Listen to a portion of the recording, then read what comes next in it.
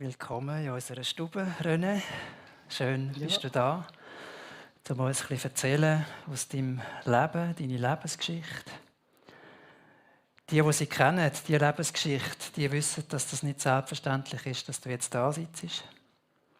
Wir werden heute Morgen ein bisschen etwas darüber hören.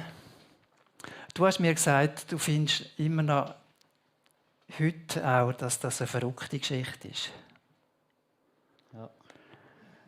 wo dich immer noch bewegt, wo dich immer noch herausfordert, wo dich immer noch berührt, jedes Mal, wenn du sie wieder erzählst.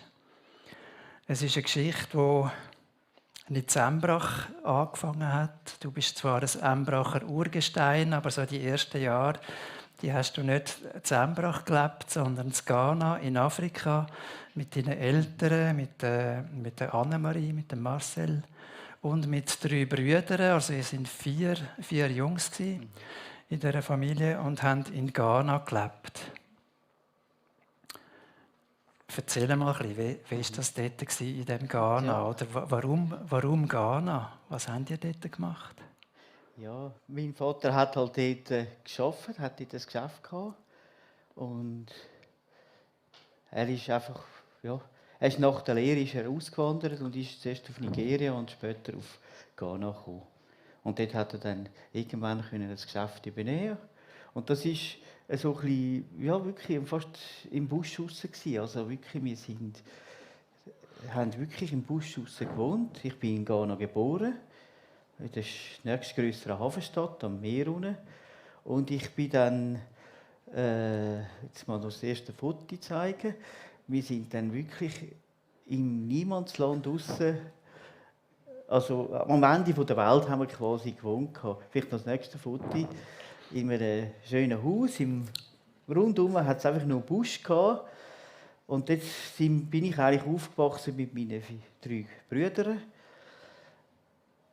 Wir haben häufig zu Abend hinter dem Haus haben wir irgendeinen Affen gehört, einen grossen Affen, der recht eindrückliche Lockgeräusche abgelassen hat. Und wir hatten immer Angst gehabt, dort in den Wald zu gehen als Kinder am Anfang. Und es war einfach schön dort. Also, wir hatten einen Garten gehabt mit Bananenbäumen, mit Ananasbäumen, mit Zitronenbäumen.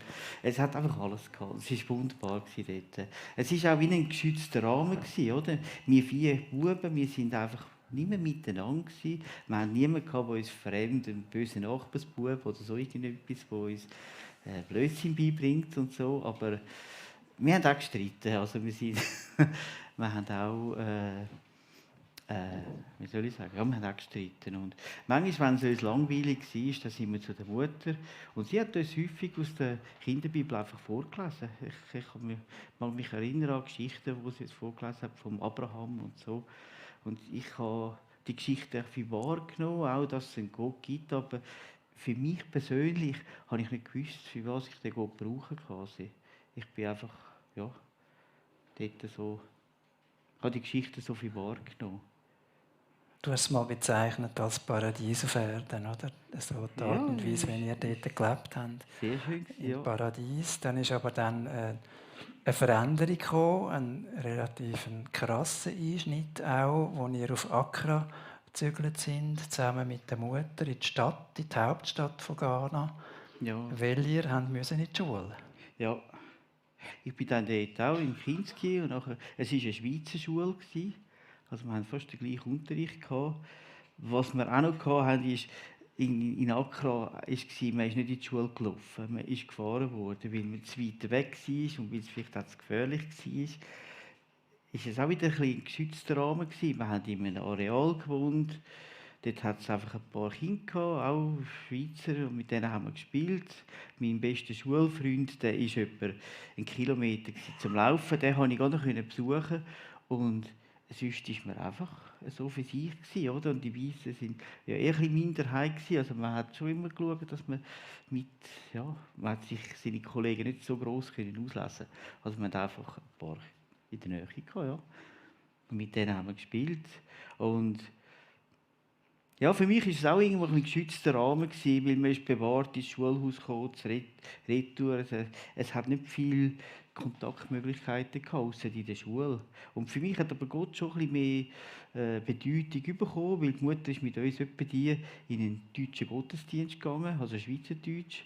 Und sie hat auch ein bisschen Hauskreis geführt, oder sie haben auch ein bisschen Hauskreise gehabt. Dann, hat sie uns amigs mitgenommen, aber wir haben dann schon mehr gespielt und sie haben dann irgendwo so ein bisschen stille Zeit oder Hauskreis geführt gehabt. Also für mich ist Gott schon dort, ja, er war da gewesen, aber ich habe gewusst, es gibt einen, aber eben für was ich den brauche, habe ich nicht so Anwendung gefunden, so quasi. Du hast deine ersten 4 Schuljahre dort in Accra absolviert, nach dem Kindergarten, und bist dann 12 gewesen, wo der nächste, ich würde mal sagen, dramatische Einschnitt kam, ist die nächste Veränderung. Heute würde man sagen, wir sind entwurzelt worden, haben einen Kulturschock erlebt. Ihr seid mit der Mutter auf Embrach gezögert. Genau. Und das Wie hast du das erlebt? Das war schon recht unterschiedlich gewesen. Plötzlich ist alles nur so, wir sind in ein neues Haus eingezügelt und es ist alles schön, ein schöner Garten, kein Busch, kein Wald. Es ist einfach anders da, es ist total anders. Und auch natürlich da in der Schule war es anders gewesen. Vor allem haben wir so viele Kollegen gehabt und man hat zu allen können laufen. Das hat mich ist schon etwas anderes gewesen. Und die Mutter hat uns dann auch mal in eine Sonntagsschule schicken, aber jetzt hat dann nicht geklappt und dann ist das wie gefressen gewesen. Da hat sie nicht mehr nachgehakt. Wir sind dann nicht mehr gegangen. Habe dann auch neue Kollegen gewonnen, oder? Und wir sind dann eine Aussage von einem guten Kollegen, weiss ich noch, der hat gesagt, in Kiel gehen können wir, wenn wir alt sind. Alt und grau. Und das ist nicht der Grund, warum ich jetzt schon da sitze. Aber es ist irgendwie etwas, das hat bei mir so ein bisschen wie Fuß gefasst. Ja, in Kiel gehen wir, wenn wir alt sind. Und vorher machen wir alles andere. Und wir sind dann auch wilder geworden, oder? Und ich habe gemerkt, es gibt so viele Schüler, man kann da auch auslesen, oder? Ich habe dann angefangen zu unterscheiden, oder? Mit wem ich zusammen sein wollte. Und ja, wir sind dann auch eine ganze Gruppe gewesen, wir haben viel Gutes gemacht, wir haben aber auch viel Blödsinn gemacht. Und es hat auch so ein bisschen angefangen, oder? Wir haben dann nicht das grosse Sackgeld gehabt, dass man mal gerade etwas Süßigkeiten klauen, statt irgendwie die Mutter fragen, oder? Einfach so ein bisschen, ja, ich habe dann auch ein bisschen Unterschied gemacht. Und es sind auch nicht mehr alle Schüler meine Kollegen gewesen, oder? Es war dann so ein bisschen separat gewesen.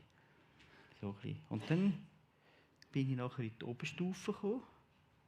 Soll ich weitermachen? Genau. Keine Frage mehr. Sagen, du hast die Primarschule fertig gemacht, nachher bist du in die SEK gekommen. In die SEK, also ja, in die Oberstufe. Und dort ist dann, also in der Primarschule, ja, habe ich noch angefangen Handorgeln, Lehrer spielen und habe dann auch bei der SEK angefangen Rockmusik zu hören. Und dann habe ich gemerkt, das passt nicht, oder? Es ist dann so, eher so eine gewisse Schiene hat es angenommen. Und ich habe dann dort wieder aufgehört mit Handorgeln. Ich habe dann angefangen in der Oberstufe. Ja, man hat angefangen also viele von den Kollegen haben angefangen zu rauchen.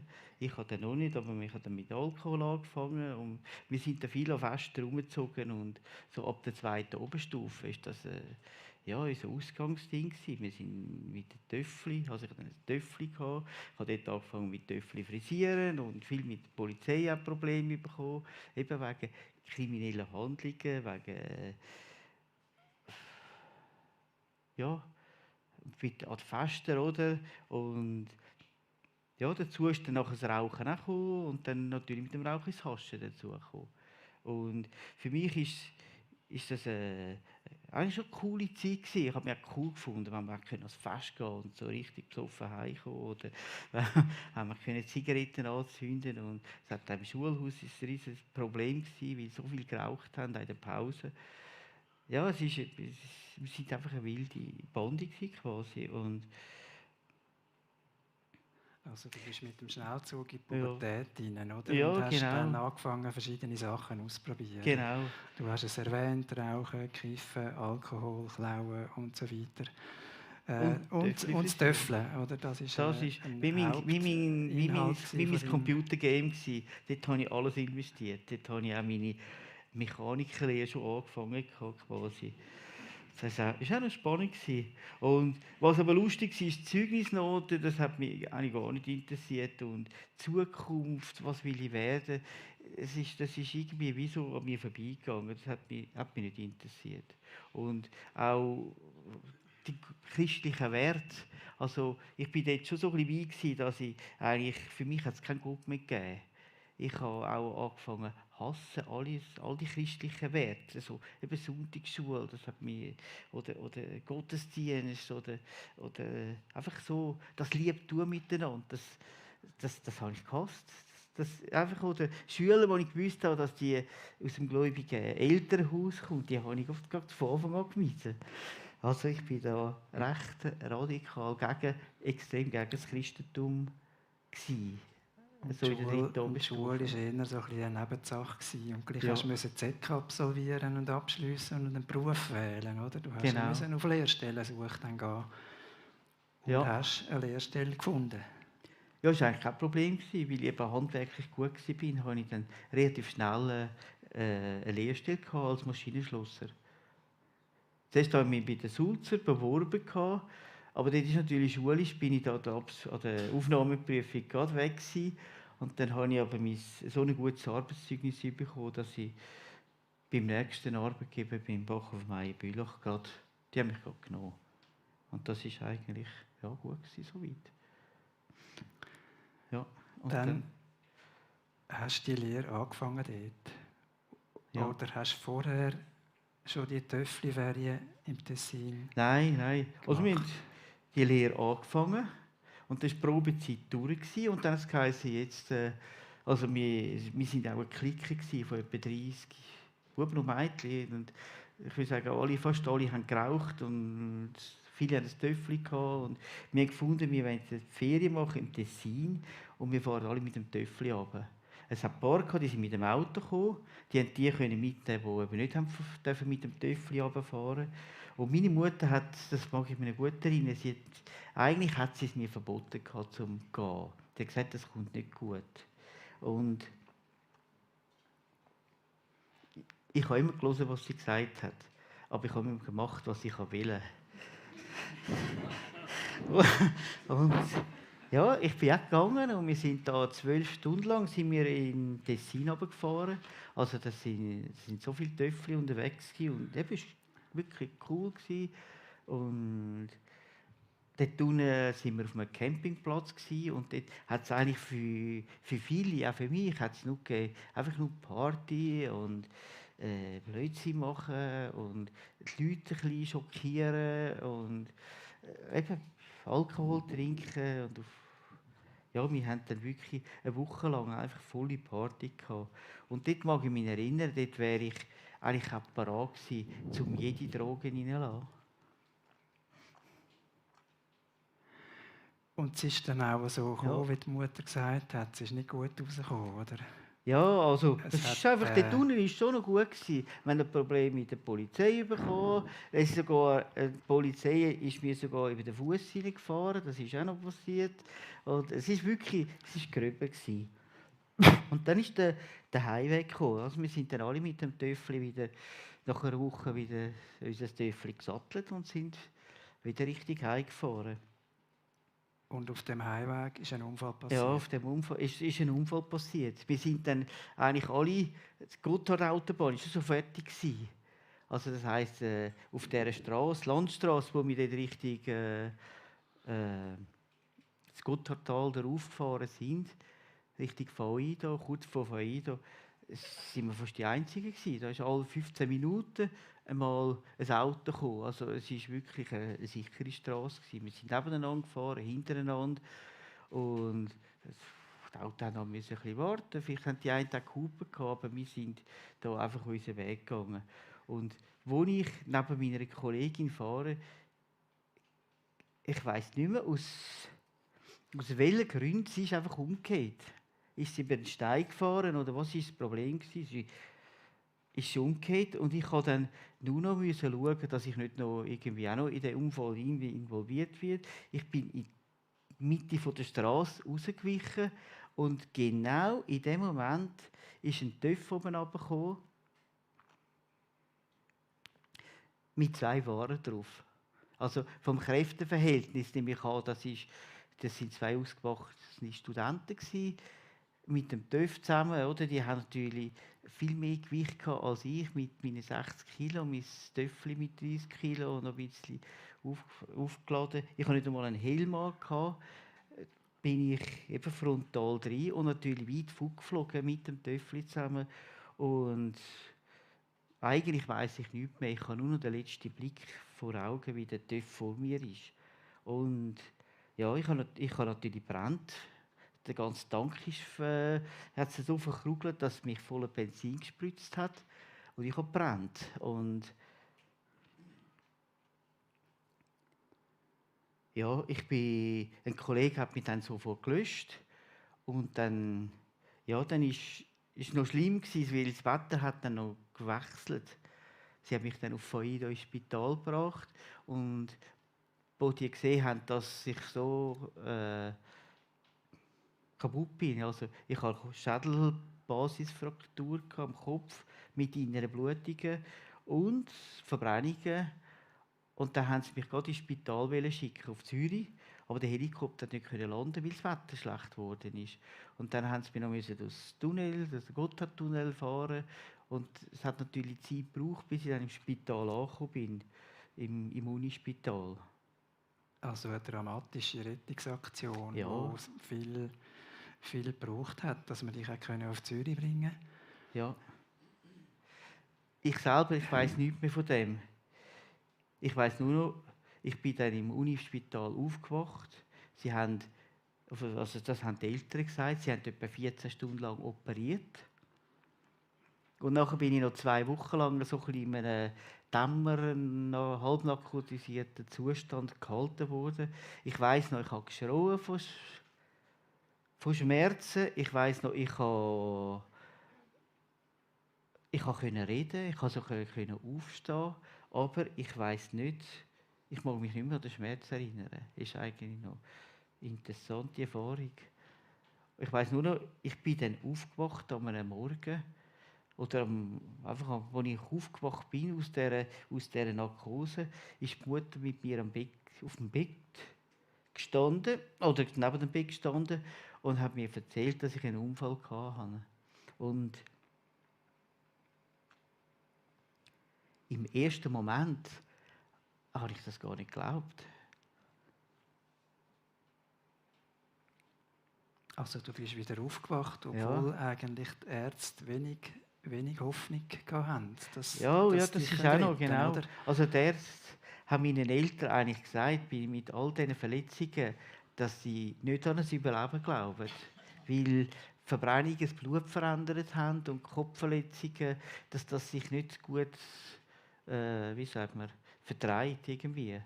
Dass sie eigentlich nicht an ein Überleben denken, aber sie müssen ja anfangen zu operieren. Und sie haben dann operiert, 14 Stunden, und dann sind sie dann schon mal zwischendurch zu meinen Eltern und haben gesagt, das Herz schlägt immer noch, also überlebt habe ich, aber sie wissen nicht, was mit dem Kopf ist. Also ob ich einen Schaden davon trage oder so irgendetwas.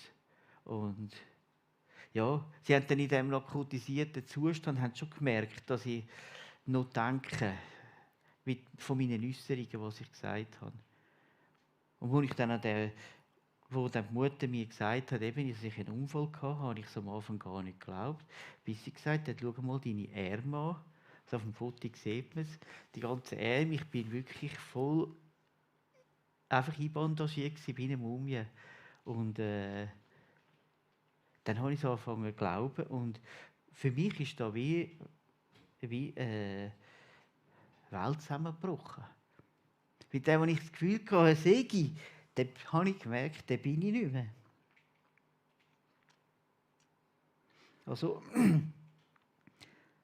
ja, vor allem, als ich dann eben auch gehört habe, eben Verbrennungen, dann die Kopfverletzungen, dort haben sie schon gesagt, dass es eventuell noch andere Fehler daraus geben könnte und eben gewisse Sachen schon, dass sie ist eigentlich in der Luft gestanden, oder? Ob ich die Lehre weiterführen kann, ob ich gewisse Sachen, und für mich ist auch die Welt zusammengebrochen, weil ich habe gemerkt, ich bin nicht mehr der, wo ich bin. Es war ein Risiko auch noch auf Epilepsie, dass du Ja, epileptische das haben sie eben auch Anfälle noch gesagt, dass entwickeln. es epileptische Anfälle geben könnte. Aber so ein EEG haben sie dann erst vor dem Austritt gemacht. Und wo dann das rausgekommen ist, hat es geheißen, ja, ich könnte epileptische Anfälle bekommen. Das heisst, ich musste noch eine Woche bleiben, um Medikamente anpassen. Ich musste noch, es ist gerade von Anfang an gesagt worden, Autoprüfung gibt es nicht. Haben alle von Autoprüfung geredet, dass es das nicht gibt. Und was auch war, oder wir hatten auch ein Schönheitssymbol gehabt. Wir hatten lange Haare gehabt, vorne hier kurz, hinten lang. Und von der Operation haben sie auch alle Haare abgeschnitten gehabt, oder? Ich bin nicht mehr der gewesen. Und das Gefühl, das Gefühl, das ich hatte, bin ich nicht mehr gewesen. Ich habe gemerkt, wie ich zerbrechlich bin und auch schwach bin, oder? So ein bisschen. Und ja, es hat auch natürlich mit den Verbrennungen, oder? Komme ich wieder eine Freundin über? Will ich jemals eine Frau finden? Oder wie geht es mit der Lehre weiter? Es ist alles in der Luft gewesen und für mich eigentlich, ja, ist irgendetwas ein bisschen kaputt gegangen, oder? Ja. Zweifel Da sind bist du aufgekommen. erschüttert worden, Also, oder? Viele Fragen, wie geht das weiter? Warum gerade ich? Ist auch so eine Frage gewesen. Warum gerade ja, ich? Wir genau. sind ja eine grosse Gruppe gewesen, die unterwegs war. Warum hat es gerade dich getroffen? Mit dem Unfall, mit diesen schweren Verletzungen, mit all diesen Auswirkungen, die das hat. Und wie geht das weiter? Wie geht das weiter mit der Lehre? 100 Fragen, die dich bewegt haben und dein Leben erschüttert haben. Bis dahin, dass du auch psychische Probleme gehabt hast nach dem Unfall. Was halt, wenn man auch sieht, der Unfall ist ja wirklich, wenn man sich überlegt, es ist wirklich wie ein doppelter Zufall, oder? Dass eine Kollegin neben mir umgeht und es kommt alle Viertelstunde ein Fahrzeug vorbei und genau dann, wenn ich in die Straße rausfahre, genau dann kommt ein TÜV mit 80 oben runter. Es hätte können sie eine Hundertstel Sekunde früher oder später. Und dann wären wir aneinander vorbeigekommen. Und das ist für mich so gewesen, warum ich? Es hätte ja können die hier durchtreffen, die nebeneinander fahren. Wieso muss neben mir eine Kollegin umkehren? Und sie war eine gute Fahrerin gewesen. Also es ist nicht irgendwie, es ist einfach für mich unfassbar gewesen. Wieso hat es mich treffen? Das ist mir schon recht nachgegangen. Und nach 6 Wochen durfte ich wieder zum Spital raus. Und dann bin ich das erste Mal mit meinen Kollegen wieder zusammengekommen. Und viele Kollegen haben gesagt, eben, dass sie gebetet haben für mich. Und für mich war es auch, also für mich hat es ja keinen Gott gegeben. Es war für mich wie ein Hohn, wo die gesagt haben, dass sie für mich gebetet haben. Ja, es ist für mich für mich ist schon irgendwo immer noch gewesen, ich habe mich selber gerettet. Durch meine Kraft, durch meine Stärke, einfach so, für mich ist es schon gewesen, ich habe mich gerettet. Aber sicher nicht Gott oder ein Gebet. Und was mir noch geblieben ist die Rolle, die deine Mutter gespielt hat in dem Ganzen hinein, oder in dieser Zeit vom Spital. Genau. Und natürlich auch nachher, wie sie mit dem umgegangen ist und wie sie dich begleitet hat. Ja, also meine Mutter sie ist da wirklich, soll ich sagen, powermässig. Sie ist natürlich, sie hat die Jungen immer wieder ein bisschen Auskunft gegeben, was im Spital läuft. Weil im Spital selber hat mich niemand besuchen kommen. Wegen Hygienegründen haben mich nur 2 Parteien besuchen kommen. Und da sind die Kollegen nicht dabei gewesen. Und sie hat dann diesen Kollegen wieder ein bisschen erzählt, was gegangen ist, was läuft, wie es mir geht. Und sie hat dann auch den Mut gehabt und gesagt, komm, wir beten dafür. Und ja, viele eben haben dann gebetet und sind später auf mich wieder zurückgekommen. Und dann bin ich wieder rausgekommen und habe schon gemerkt, das Leben ist nicht mehr gleich. Weil ich habe dann im alten Fahrwasser weitermachen, wieder mal ein Bier oder so. Und mit den Medikamenten, die ich bekommen habe gegen epileptische Anfälle, das hat sich nicht vertreibt, mir ist dann schlecht geworden. Und Das war ein Fall gewesen. Und ich hatte dann aber zum Glück noch so viele andere Kollegen gehabt. Ich bin dann einfach mehr mit Kiffer zusammen gewesen. Und das ist gegangen. Und es haben doch immer wieder viele Leute haben gesagt, ja, aber René, das darfst du nicht, oder nur schon rauchen und Tabletten, das ist auch gefährlich. Und ja, ist auch schwierig gewesen, oder, für mich. Ich habe einfach meinen Weg wieder weitergehen. Und ich bin dann sogar so weit gegangen, dass ich, weil ich die Autoprüfung nicht machen darf, dass ich halt die TÜV-Prüfung gemacht habe. Weil von dem hat niemand geredet. Und ja, die Mutter hat gesagt, ja, also sie hat mir quasi eine Bewilligung gegeben und ich habe mich angemeldet. Und tatsächlich, es war nie nicht hinterlegt, dass ich die Prüfung, dass ich gesperrt wäre. Vielleicht hätte ich nicht die Autoprüfung machen, aber ich habe dann einfach die TÜV-Prüfung gemacht und bin so wieder recht mobil mit dem TÜV halt. Ist auch gut gewesen. Und Also, ja, deine Mutter hat dich im Alltag getragen, aber sie hat auch für dich gebetet. Ja, ich und denke du hast so. auch mir erzählt, eines Tages hat sie dir auch einmal eine Standpauke gehalten. Also sie hat auch klar Stellung genommen. Ja. Und gesagt, wie sie das sieht.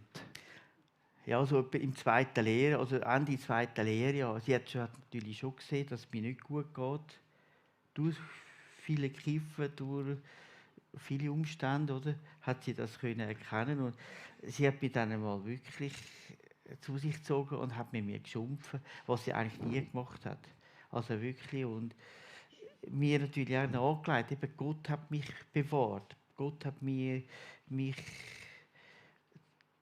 ja, dank Gott lebe ich noch und. Und ich hatte dann so irgendwo ein bisschen schlechtes Gewissen gehabt gegenüber der Mutter, weil sie hat so viel gemacht in dieser Zeit, während dem Unfall mit mir auf diverse Orte gefahren, zum Abklären. Sie sind mich jeden Tag im Spital besuchen gekommen. Und ich habe dann gefunden, ich mache mit ihr eine stille Zeit am Morgen. Und habe dann mit ihr das angefangen. Wir haben dann jeden Morgen um 5:30 haben wir angefangen mit zuerst in der Bibel lesen, dann haben wir gebetet und dann haben wir gesungen. Und für mich ist so eigentlich eine peinliche Situation gekommen, weil meine Brüder haben mich auch gekannt und die sind dann viel noch zum Morgenessen gekommen und wir sind noch am Singen gewesen, oder? Und ist eine schwierige, oder? Auch für mich ist es eine peinliche Situation gewesen. Aber niemand hat etwas gesagt und was ich spannend gefunden habe, ich habe dann gefunden, ich starte viel besser in den Tag in der Lehre. Ich bin dann, ja, ist dann gut gegangen an der Arbeit und ich habe gemerkt, irgendwo, es dreht irgendwo etwas. Es ist schon gut, aber ich habe doch wegen dem nicht gefunden, ich muss jetzt aufhören kiffen und rauchen oder so. Was ich dann mehr hatte, ich habe schon irgendwann einmal ein bisschen Angst bekommen, weil ich gewusst habe, alle sagen, also, die Tabletten gegen die epileptischen Anfälle, die habe ich dann irgendwann gefunden, die brauche ich nicht mehr. Weil es hat dann Mühe gemacht, oder? Und ich habe dann die einfach abgesetzt. Und gegenüber von allen Eltern und Ärzten und alle haben gesagt, ja, aber das darfst du nicht und hin und her. Und ich habe es einfach abgesetzt und es ist gegangen. Und eigentlich immer bevor ich das EKG machen musste auf Zürich, habe ich es vorher genommen. Und dann haben sie den Bluttest gewertet und dann war es wieder gut gewesen. Und jedes Mal, wenn ich das EKG gemacht habe, haben die Ärzte wieder den Kopf geschüttelt und gesagt, ja, die Messungen sind nicht besser, wir müssen noch mal warten, also die Autoprüfung ist immer noch weg. Und dann, das war im 4. Lehrjahr, bin ich wieder gewesen. Und dann habe ich irgendwann mal gesagt, aber Sie, jetzt fahre ich seit 3 Jahren TÜV und habe 40'000 Kilometer gemacht und es ist nichts passiert. Und dann haben die Ärzte natürlich auch gewusst, dann haben sie sich zurückgezogen und sind nachher vorne gekommen und haben gesagt, also gut, ich darf die Autoprüfung machen, aber ich muss eben die Tabletten wirklich bis an mein Lebensende nehmen. Oder einfach versprechen, dass ich die Tabletten nehme. Und lustig ist, ich habe das alles gemacht, gesagt und so, habe die Autoprüfung gemacht und seitdem ist nie mehr eine Vorladung gekommen. Ich bin einfach gesund. Und ich habe eben schon Angst bekommen in der Zeit, es könnte mal etwas passieren. Und Es sind dann auch meine Gebete geworden, am Morgen mit der Mutter, dass wir gebetet haben. Einerseits die LAP. Ich war nicht immer ein guter Schüler gewesen. Dann habe ich in der Lehre fast ein Jahr lang gefehlt beim Unfall und in der Gewerbeschule auch ein halbes Jahr.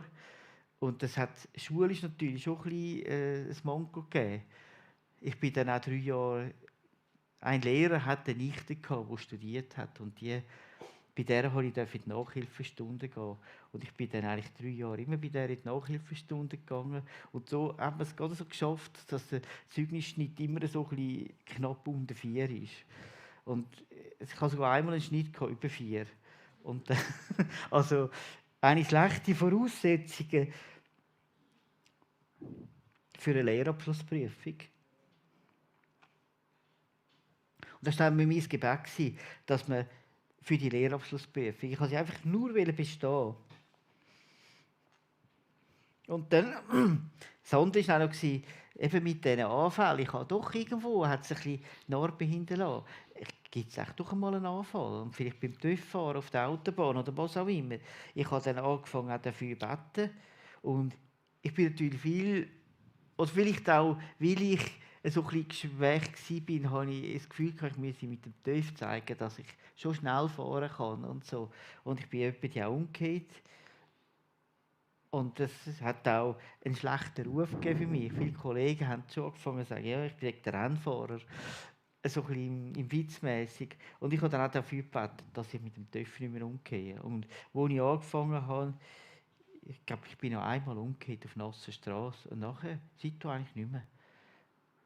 Also das Also sind habe ich dann gemerkt, ja, konkrete Gebetsanliegen gewesen, die du auch ja, hast, oder? In Bezug auf die EPI-Anfälle, genau, die Stürze mit dem TÜV, dann die Autoprüfung und vor allem natürlich die LAP, oder? genau. Und Und die LAP wie ist ist, wie schon ist mein das dann grösster rausgekommen gewesen. mit dieser LAP? Ja, ich bin dann noch die Lehrabschlussprüfung gegangen. Ich habe im 4. Lehrjahr also probiert, einfach noch immer ein bisschen mitzukommen. Ich habe vieles ein bisschen angefangen auswendig zu lernen und die Lehrabschlussprüfung ist gekommen. Und ich habe dann gemerkt, das ist eigentlich schulisch ist gar nicht so schlecht gegangen. Also ich habe ein gutes Gefühl gehabt, als ich heimgekommen bin. Aber ich hatte viel schlechte Vornoten gehabt. Und dann ist die mechanische Prüfung gekommen und dort habe ich gefunden, es ist so top gegangen. Ich hätte am liebsten noch einen Tag mehr angehängt, weil es einfach so cool gelaufen ist.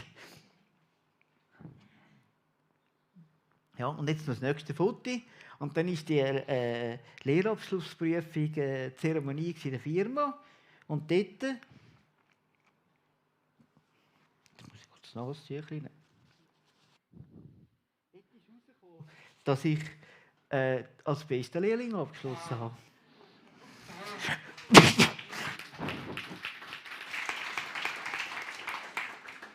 Mit den Noten 5,25. Und das war für mich so ein Wunder, oder? Das kann ich nicht begreifen. Ja. Auch heute noch. Ich hatte den Eindruck, der Unfall, der dir passiert ist, war so wie eine Initialzündung gewesen.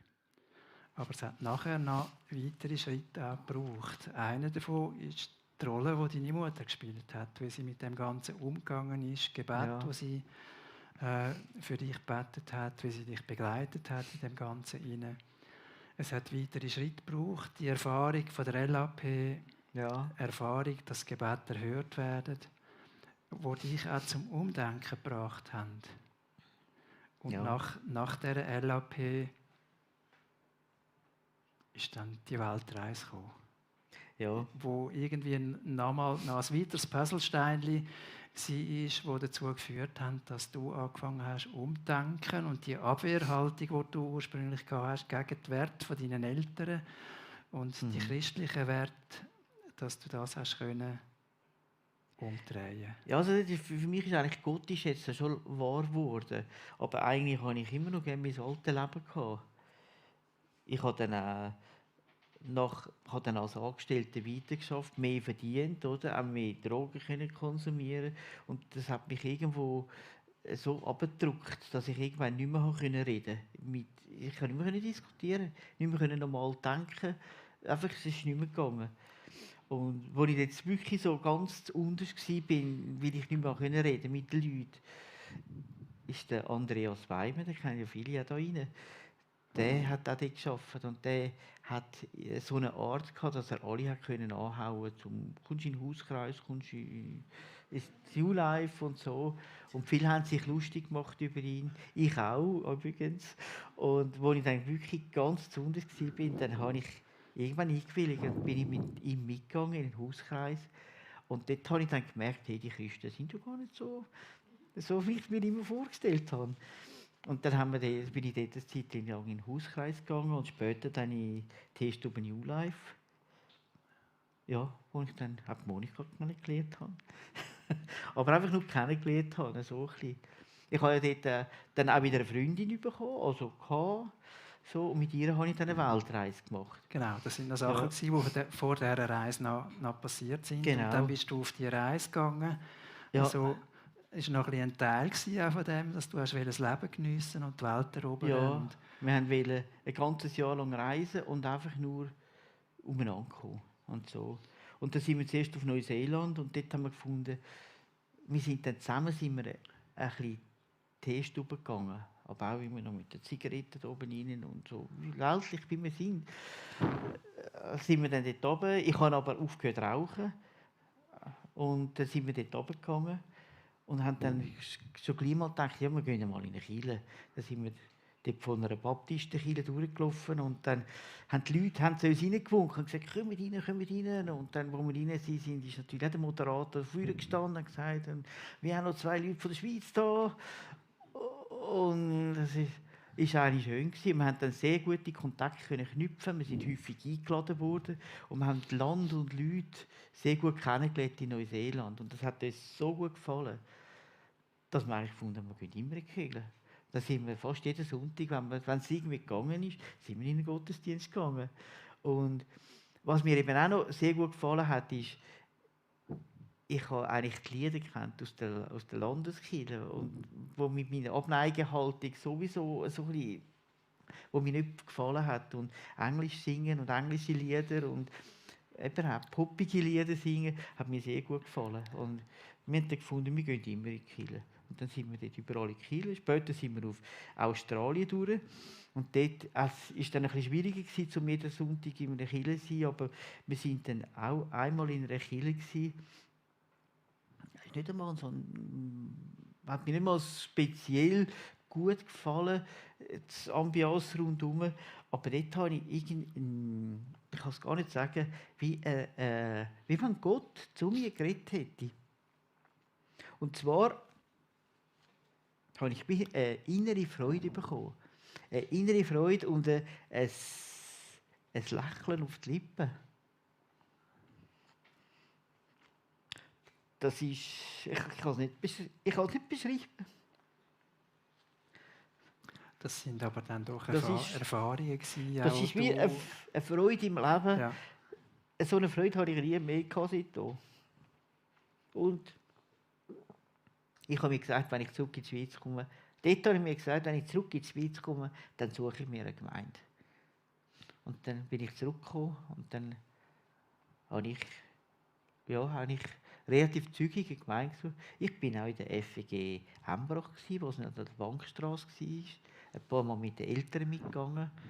Und dann sind halt ein Haufen von der Teestube sind auch zu Bülach in die FEG gegangen. Und dann habe ich mich entschieden für die FEG in Bülach. Und dort haben wir taufen lassen, im 95.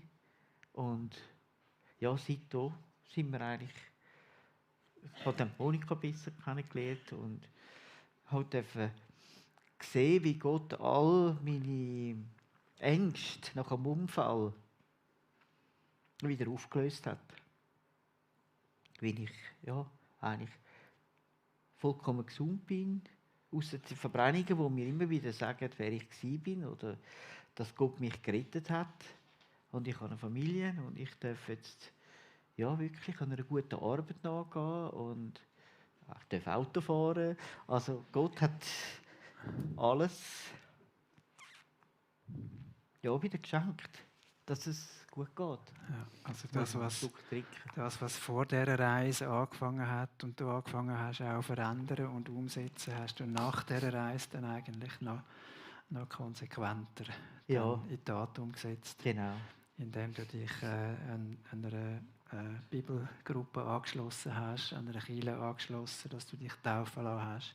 Genau. Du hast es erwähnt, das sind ganz konkrete Schritte gewesen und auch Nägel mit Köpfen, wo du nachher dein Leben verändert hast. Ja, es ist so Schritt für Schritt ist es gegangen. Und eben rückblicken muss ich sagen, also Gott hat so eine grosse Liebe für mich gehabt. Obwohl ich ja wirklich nichts von ihm wissen wollte. Obwohl ich so gegen ihn war, gegen alles Gute, was er geschaffen hat. Ja, hat wirklich. Er hat wahrscheinlich mich mal kurz schütteln, dass ich meine Gesinnung könnte ändern und so. Und ja, er hat mich so bewahrt bei diesem TÜV-Unfall, oder auch vorher, dass ich nicht in härtere Drogen abgerutscht bin. Und auch beim TÜV-Fahren bis an die Grenzen an, oder? Das hat so wenig gebraucht. Oder, ja, er hat mich wirklich bewahrt seit dem Unfall in allem, was ich mache, oder? Ich hatte nie einen Anfall gehabt. Ich konnte eben die Lehrabschlussprüfung so gut abschliessen. Das hat mir schon auch wieder Aufschwung gegeben. Aber ich weiss heute, das ist nicht, weil ich so gut bin, sondern weil Gott so gut ist. Du hast das ganz konkret erlebt, dass Gott Realität ist, Ja. dass er dich geführt hat, dass er dich durchgeschüttelt hat Ja. und auf einen anderen Weg dann schlussendlich gebracht hat. Gott ist Realität. Ist für dich eine Realität geworden und nicht nur einfach eine Theorie. Genau. Und was du auch erlebt hast, ist, dass Gebet hilft, oder? Ja, das habe ich immer wieder erlebt, auch heute noch, wo ich merke, immer wenn ich selber nicht mehr weiter mag, dann muss ich es Gott bringen, dann wird er hilft und er führt und er leitet. Und das ist wirklich,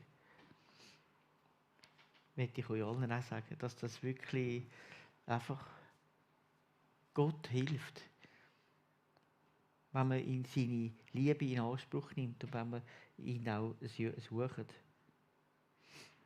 Und du hast rückblickend auch noch ein anderes Fazit gemacht, wo du zusammengefasst hast mit alles, was ich gehasst habe, Ja. Das mache ich heute.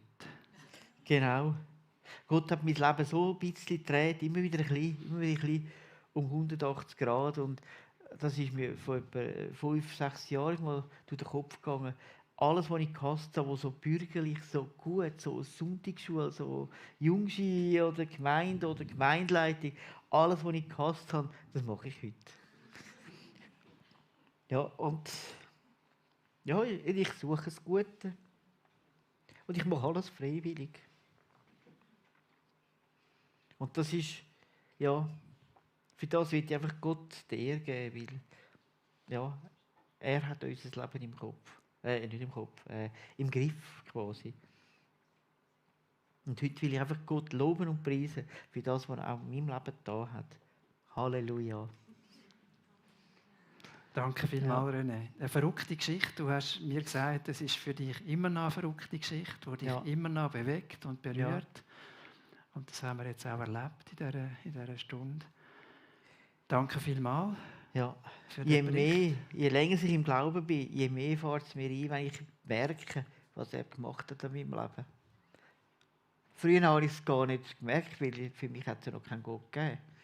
Und heute fährt es mir immer mehr, wenn ich das realisiere, wie der wirklich übernatürlich geholfen hat. Nur schon, dass der Unfall gegeben hat, oder? Bis zum fast gestorben sein, bis zum heutigen Tag. Und alles ist wieder gut.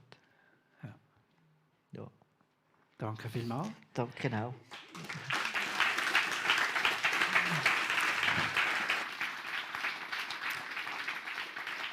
Ich möchte dir noch etwas Süßes überreichen. Vielleicht gibt es mal einen Abend, wo du auch noch mal ganz bewusst über deine Geschichte nachdenkst und Gott auch dankst und das feierst mit diesen Pralinen. Ja, danke vielmals. vielmals. Dann entlösen wir dich nochmal mit einem warmen Applaus. Aha, danke.